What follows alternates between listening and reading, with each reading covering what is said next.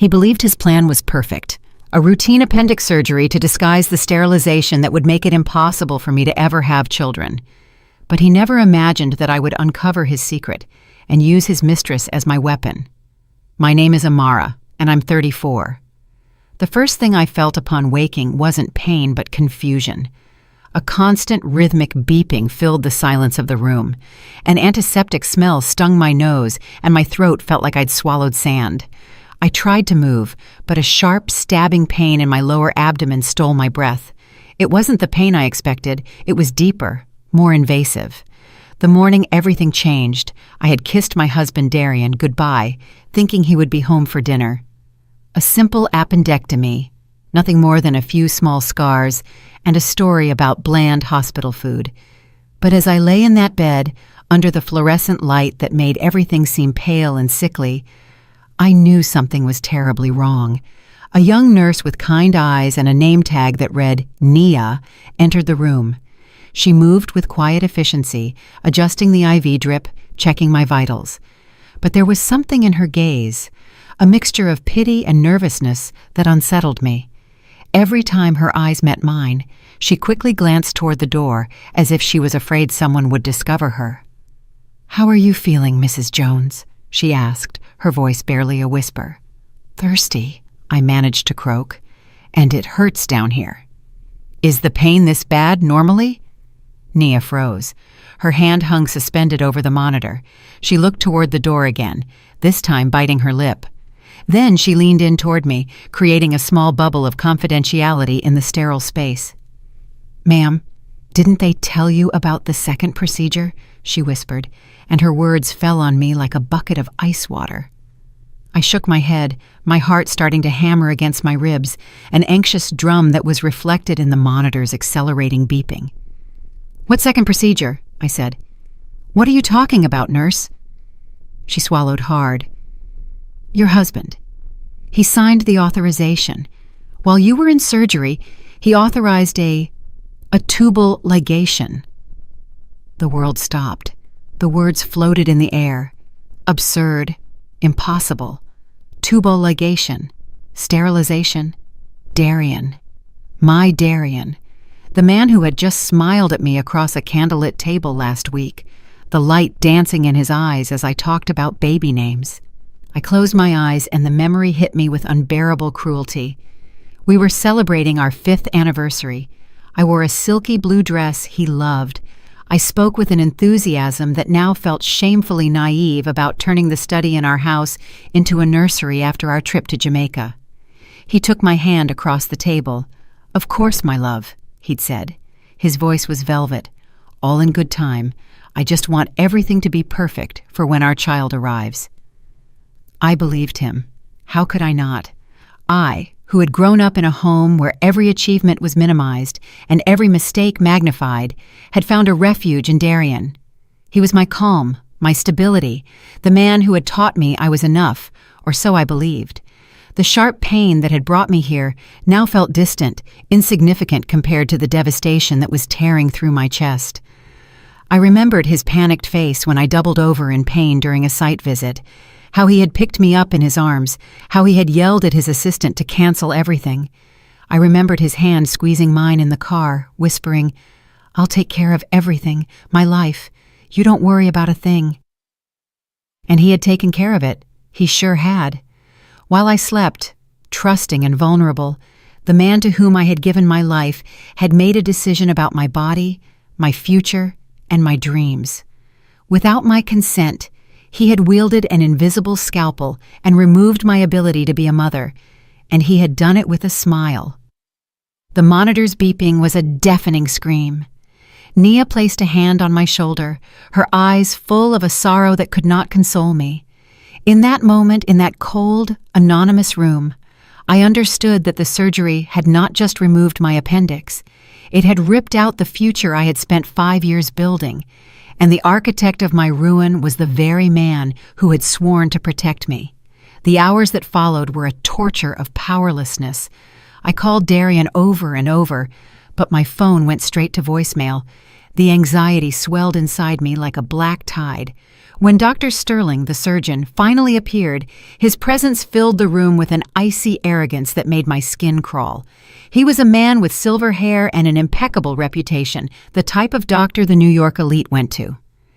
"Mrs. Jones," he said, not meeting my eyes as he reviewed some papers on his tablet. "The surgery was a success. The appendicitis was contained. You'll be able to go home in a couple of days." "The second procedure," my voice was a shaky thread. The nurse said. Dr. Sterling finally looked up. His expression was one of calculated boredom. "Ah, yes, a small preventative measure. Your husband informed us of a history of gynecological issues and considered it prudent to resolve it all at once. It was a decision made in your best interest to spare you a future surgery and more stress." His tone was so condescending, so casual, as if he were talking about the weather. He was telling me I had been mutilated for convenience and expected me to thank him. Rage, pure and hot, began to dissolve the shock. "You didn't have my consent. We had your husband's, who is legally your proxy in a medical emergency. Everything is in order, ma'am. Now, if you'll excuse me." He left before I could say anything else, leaving me trembling with fury. Darian arrived that afternoon, walking in with a radiant smile and a huge bouquet of white tulips, my favorites.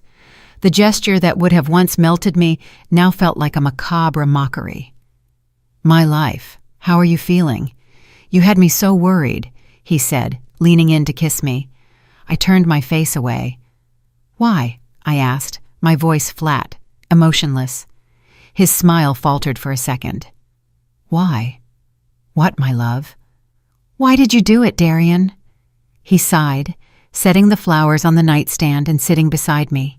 He took my hand, but I pulled it away as if his touch burned me. It was then that his face took on an expression of grave concern, a mask of empathy I could now see with terrifying clarity. "Amara, my love, the anesthesia is still making you confused. You're sensitive. You're not thinking clearly." "I'm thinking more clearly than ever. You sterilized me, Darian, without my permission." The performance began. His voice became soft and reasonable, the voice he used to calm me when I was stressed about work. It was the voice of manipulation. "Baby, I did it for us. Don't you remember all the times you panicked about having kids? The time you saw Mark's wife with her baby and you turned pale? You told me you couldn't, that the idea of being pregnant terrified you." He was an extraordinary liar. He was weaving an alternate reality, one where I was an unstable woman and he was my savior. Every word was a dagger that sank deeper into the wound of his betrayal. "That never happened, Darian. Never. We wanted to start trying for a baby." "You were under a lot of stress," he insisted, his tone now paternalistic. "You were confused. I just made the difficult decision you weren't brave enough to make. I freed you from that pressure, my love." I was speechless. He was calling me crazy. He was invalidating my desires, my dreams, my very mind. "Get out of here," I whispered, my voice trembling with an anger that threatened to consume me. "Amara, don't be so dramatic. Let's talk about this like adults when you feel better." "Get out!" I screamed, the sound tearing through the quiet air of the room. He stood up, offended. He adjusted the knot of his tie, always concerned with appearances. "I'll come back when you're more rational." When the door closed, I fell apart. The first call was to Sasha, my best friend, my anchor. "Sasha!" I sobbed into the phone. "Amara, what's wrong? How did everything go?" He had them sterilize me." There was a silence on the other end of the line, a heavy silence filled with disbelief and rage. "That son of a bitch," Sasha finally said. Her voice was pure venom. "Listen to me, Amara. You are not crazy. 3 weeks ago, you showed me fertility clinic brochures. We have a conversation on WhatsApp where we talked about names. You are not crazy. He's a monster, and we're going to make him pay." Her words were the first brick in the reconstruction of my shattered world. I wasn't crazy, and I wasn't alone. Coming home was like walking into a crime scene. Our penthouse in Santa Fe, which had been my sanctuary, a testament to the success we had built together, now felt like a gilded cage designed by my captor. Every object, every photo on the wall screamed the lie I had lived. Darian had insisted I take things easy. He had made me a cup of tea and tucked me into the sofa, acting the part of the devoted husband. The nausea I felt had nothing to do with the surgery. Following Sasha's advice, I swallowed my rage and started acting. I apologized to Darian that same night. "You were right," I said, avoiding his gaze. "I was hormonal and sore. I overreacted. I'm sorry." The smile of relief and self-satisfaction that appeared on his face was almost unbearable. "I know, my life. I knew you'd understand. You always do." That night, as he slept peacefully beside me, his breathing deep and quiet, I lay stiff, my eyes open in the darkness. The physical pain of the surgery was a constant reminder, but it was the pain of the soul that kept me awake. I quietly got up and locked myself in the guest bathroom. I turned the shower on full blast, not to bathe, but to drown out the sound of my own breakdown. The hot water fell on me, but I felt a cold that seeped into my bones. And then I cried. It wasn't a cry of rage, not yet. It was the deep, gut-wrenching cry for a future that had been stolen from me. I cried for the children who would now only exist in my imagination, for the Sunday mornings we would never have, for the laughter of a child that would never echo through the halls of that house. I cried for the naive woman who had believed in a fairy tale, only to discover that the prince was the dragon. It was a visceral grief, an emptiness that felt physical, as if a part of my soul had been removed along with the ability to conceive. And in the silence that followed the tears as the steam fogged the mirror, something changed. The pain didn't disappear, but it transformed. It crystallized into a cold, lucid determination. The sadness gave way to a glacial anger. He had not only betrayed me, he had underestimated me. He had assumed that I would break, that I would accept his version of reality, that I would settle for the life he had designed for me. He was wrong. The investigation began the next day. While he was in a meeting, I went to his office, a sanctuary I rarely entered. His laptop, a state-of-the-art MacBook Pro, asked for a password. I tried anniversaries, birthdays, nothing. Then I remembered something. In a casual conversation, Carmen, the wife of one of his business partners, had mentioned that their dog was named Princess and her birthday was April 27th. I remembered Darian laughing and saying something about Carmen and her craziness. It was a hunch. I typed Carmel Princess 2743. The screen unlocked. My heart pounded. I started searching. I found a folder protected with another password, but I used the same one and it worked. Inside were two subfolders. The first, Special Consult, contained a single file, a copy of a $25,000 transfer to a company called Sterling Medical Services, LLC, dated 2 days before my surgery. Proof of bribery. The second folder, Project G, was what chilled me to the bone. It was filled with photos. Darian and a stunning woman with blonde hair and a feline smile on the beach, on yachts, at intimate dinners. I recognized Gina, a young fashion designer I had met at a couple of events. The mistress. But it wasn't just that. There were documents, contracts, bank statements. Something much bigger and darker was hidden there, and I was going to uncover it. I spent the next several hours submerged in the digital abyss of my husband's secret life. With every click, the image of the man I thought I knew crumbled, replaced by that of a calculating predator.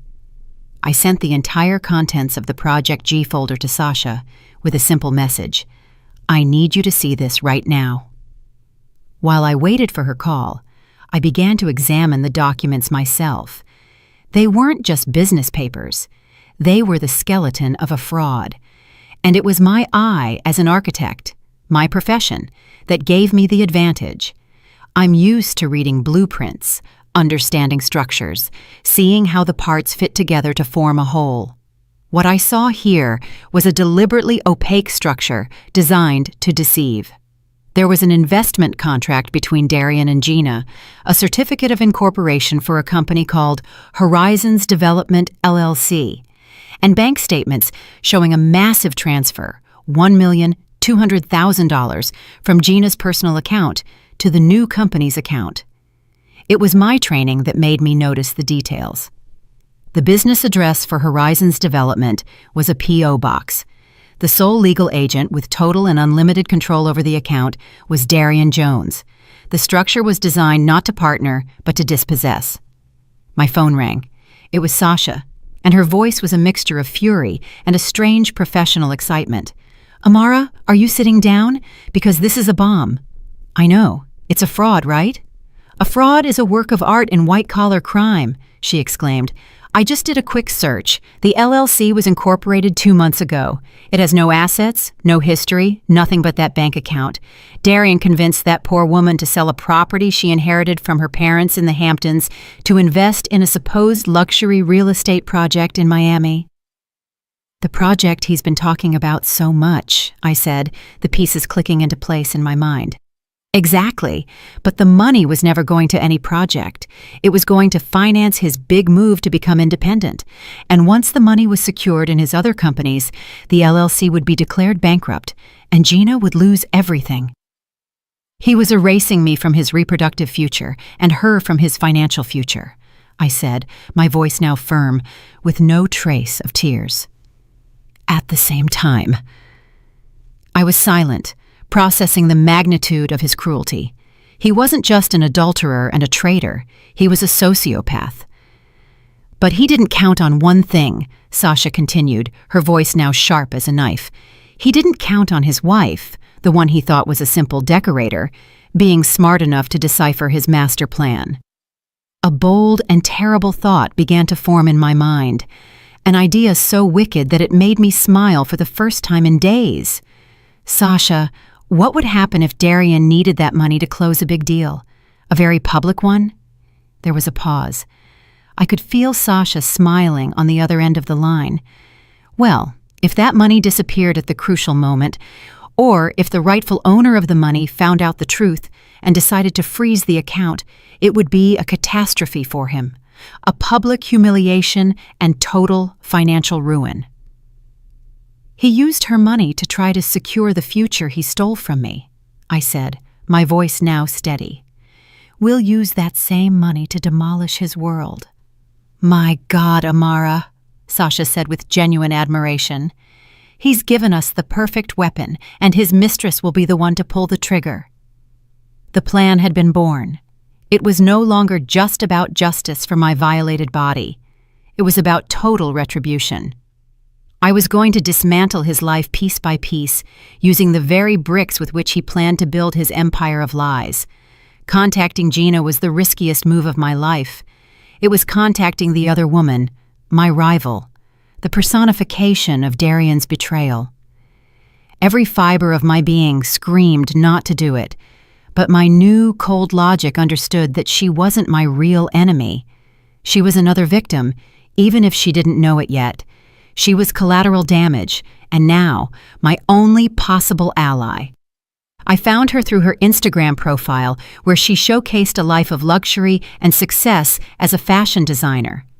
I sent her a direct message, concise and professional. "Gina, this is Amara, Darian Jones's wife. I need to talk to you about an investment. It's urgent and in your best interest. Don't tell him anything." To my surprise, she responded in less than an hour. "I'll see you tomorrow at 4 p.m. at the Maison Case in Soho. Come alone." I arrived 15 minutes early. I chose a table in the most discreet corner. My heart was a runaway drum. What if she laughed in my face? What if she ran and told Darian everything? Sasha had told me to bring the evidence in print, to let the documents speak for me. Gina arrived promptly. She was even more beautiful in person, with a confidence that filled the space. She wore an impeccable dress and sunglasses that she only removed after sitting down. She looked at me with a mixture of curiosity and disdain. "Okay," she said, crossing her legs. "Here I am. I assume this is about Darian and me. If you've come to make a scene—" "I'm not here for that," I interrupted, my voice firmer than I felt. I offered no greetings or smiles. I took a folder from my bag and slid it across the table. "I'm here for this." She frowned and opened the folder. The first thing she saw was the copy of the authorization for my surgery with the forged signature and Darian's note. Her expression of arrogance wavered. "What is this?" "It's the order Darian signed to have me sterilized without my consent while I was on an operating table for appendicitis," I said. My voice was ice. "This is what he does to the woman he sleeps with every night." Then I slid the second set of documents over, the certificate of incorporation for Horizons Development and the copy of her $1.2 million transfer. "Look at the name of the sole legal agent," I continued, keeping my voice low and controlled. "And this is what he's doing to you. That company is an empty shell, Gina, and he's the only one with the key to the vault." I saw the color drain from her face.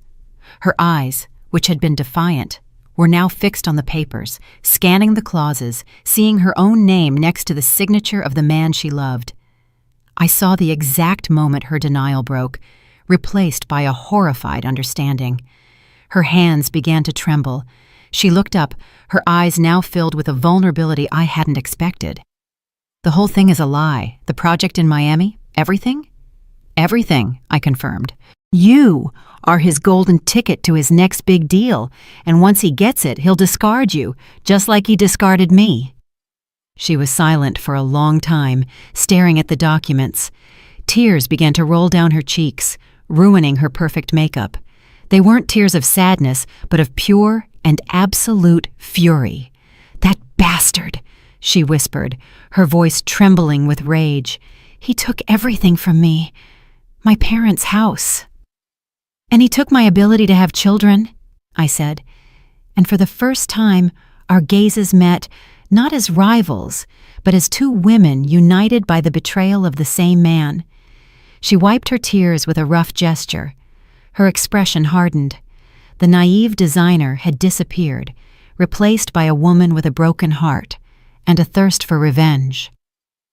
"What do you want me to do?" she asked. Her voice was now steel. The plan was in motion. The stage for Darian's downfall couldn't have been more perfect.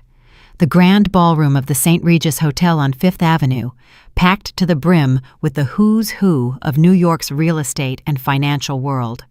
Darian was in his element, moving among the guests with the grace of a shark, his $1 million smile dazzling everyone.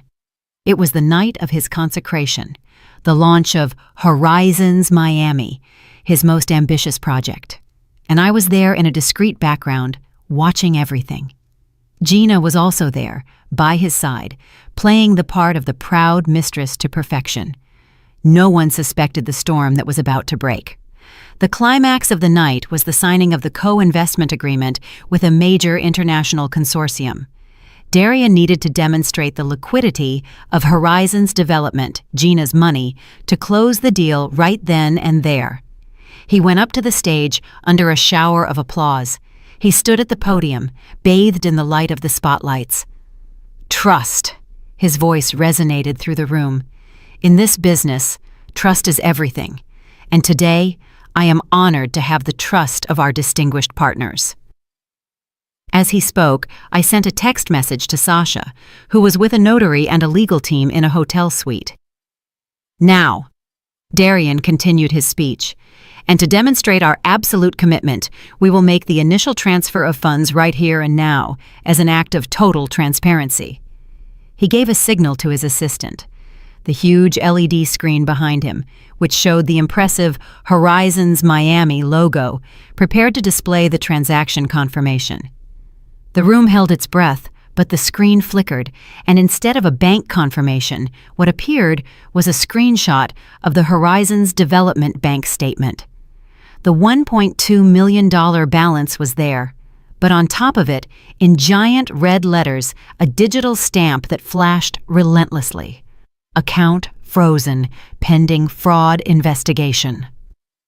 A murmur of confusion spread through the hall. Darian turned, his smile frozen in a grimace of horror. His face went from a perfect tan to ashen white in a second. And at that precise moment, the main doors of the ballroom swung wide open. Gina and I entered, flanked by Sasha. We walked down the central aisle in complete silence as hundreds of eyes turned to look at us. The murmur became a sepulchral silence. We reached the foot of the stage. Darian looked down at us, trapped and exposed. 2 men in suits, court officers, followed us. They approached Darian, who was still paralyzed at the podium. "Darian Jones," one of them said, his voice professional and cold. "You are hereby served with a civil lawsuit for assault and battery." "Darian Jones," the second one said, "you are hereby served with a criminal complaint for the crime of fraud." The flashes from the social media cameras that had come to cover a triumph now exploded to capture a public execution. I saw the panic in his eyes, the realization that his entire world, built on lies and arrogance, was shattering at his feet, live and in person. His empire had crumbled, and the architects of his demolition were the 2 women he had tried to destroy. The scandal was seismic. The next day, Darian's face wasn't in the socialite section. It was on the front page of financial newspapers and on judicial news websites. The story had all the elements of a modern tragedy: betrayal, greed, a corrupt doctor, and the unexpected alliance between a wife and a mistress. The fall was swift and brutal. His partners from the international consortium immediately withdrew, issuing a statement distancing themselves from any fraudulent activity. His own firm fired him and announced an internal audit. His high society friends stopped answering his calls. The Jones family retreated into a shameful silence. He was arrested a week later. With the evidence of the bribe to Dr. Sterling and Gina's fraud complaint, backed by a mountain of documentary evidence, the case against him was rock solid. Dr. Sterling lost his medical license for life and also faced criminal charges. His reputation as a medical luminary shattered forever. Darian, faced with a long prison sentence, tried to negotiate. His lawyer contacted Sasha, offering me a generous divorce settlement in exchange for dropping the charges. My answer was simple: no. There was no amount of money in the world that could buy my silence or give me back what he had taken. Gina also held firm. She recovered every last penny of her money. A month later, as the media dust began to settle, she did something I never expected. She publicly announced a donation of $250,000 to an organization supporting women who are victims of violence, stating that her donation was in honor of Amara's strength and bravery.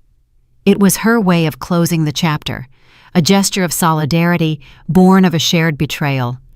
Darian's empire had not just crumbled, it had turned to ash, and from those ashes, something new, something unexpected, was beginning to grow. A year later, the sound of hammers and saws has been replaced by the murmur of conversations and the tapping of keyboards. I'm at the headquarters of the Your Decision Foundation in the heart of downtown Chicago. The space I designed myself is bright and open, with glass walls that symbolize the transparency Darian so despised. The money from the civil lawsuit, a considerable sum, became the seed for this place. Here, a team of lawyers, psychologists, and social workers offers free help to women who have been victims of reproductive coercion, financial abuse, or manipulation in their relationships. Every woman who walks through that door reminds me why I fought. I no longer live in the Santa Fe penthouse. I sold everything that tied me to that life and moved to a smaller apartment, one that feels like mine, filled with my books, my music, and my peace. Darian was sentenced to 12 years in prison. Sometimes, in the quiet of the night, I wonder if he ever truly understands the nature of his crime. Not the fraud, but the violation of trust, the annihilation of a soul. But I quickly dismissed the thought. His fate no longer concerns me. I have rebuilt my life, not on the ruins of the old one, but on new, more solid ground. The pain of what I lost will never completely disappear.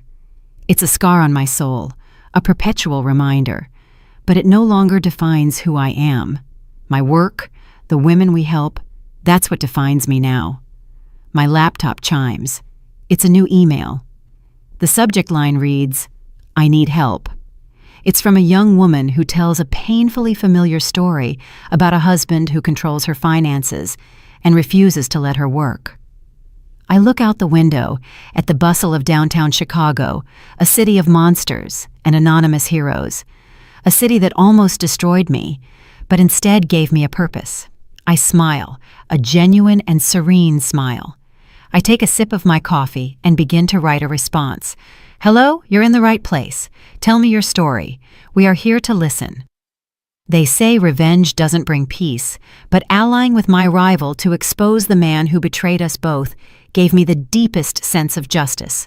I'm wrong to believe that sometimes the best way to heal is to ensure that the one who hurt you can never hurt anyone else again.